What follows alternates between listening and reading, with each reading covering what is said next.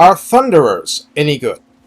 So now that we've seen the Empire Handgunners in action, let's take a look at their dwarf counterparts, the wonderfully named Thunderers. They're only a little more expensive and deliver a lot more sturdiness. The Dwarfs are no slouches at gunpowder, not at all, so let's take a look. Please like, subscribe, comment, and consider donating Oath Gold to my Ko-Fi treasury. It's too empty at the moment, but all support is deeply appreciated. Thunderers come in at 80 entities on Ultra, costing 700 to recruit, with an upkeep of 175.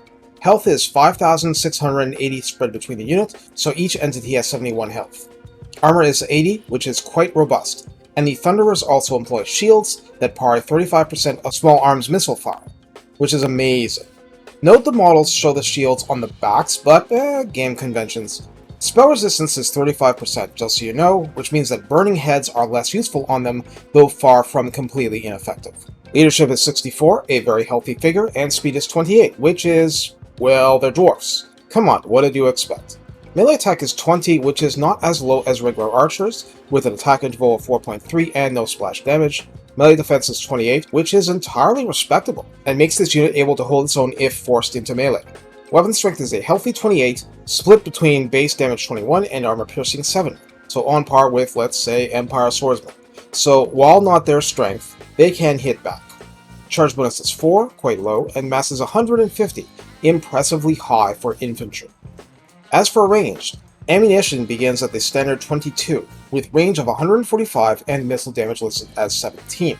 Base damage is 5 and armor piercing is 17, and one of you asked the very good question of why, therefore, is missile damage listed as 17 for comparison. Well, that's because the reload time is 13. So far, this is completely identical to handgunners, although there's 10 less entities. Total accuracy is 30, so it starts off as 10 more than the regular handgunners, and like fine brewed wine, the unit only gets better with age and veterancy.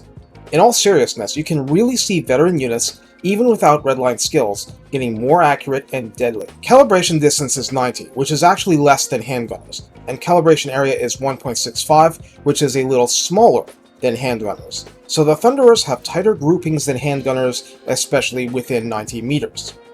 Speaking of those redline skills, Tactician grants a maximum of plus 15% ammunition and plus 8% missile strength. Rank 7 veterans with fancier beards benefit from Dolly firepower, adding plus 12% missile strength, 10% reload time reduction, and 15% missile resistance, making Thunderers even better at trading with enemy missile units, a major weakness of regular handguns.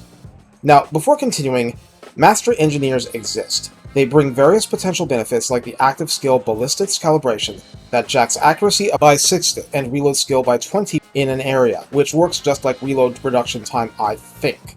Other bonuses include up to 20% ammunition, 12% missile strength, and 15% speed for missile units in the entire army.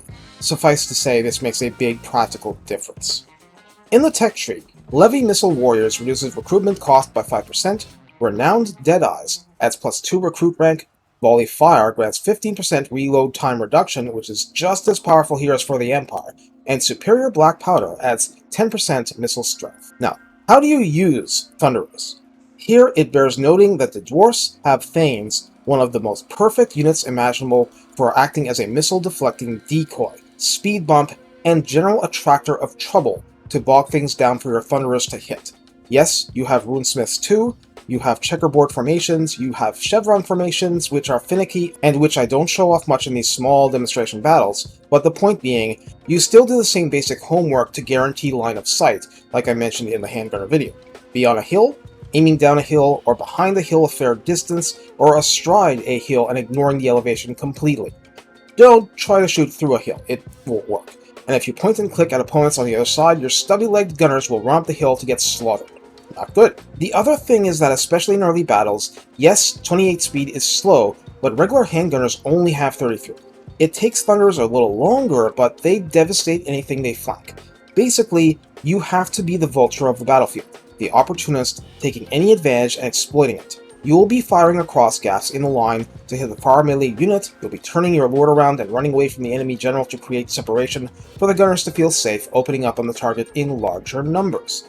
You will be closing with archers and crossbowmen far more than they expect you to, and punching holes in them.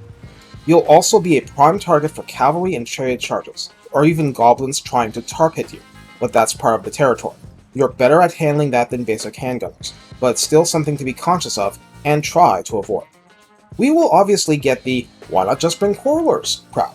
Hey, Quarrelers are great. They're easier to use and useful in more situations.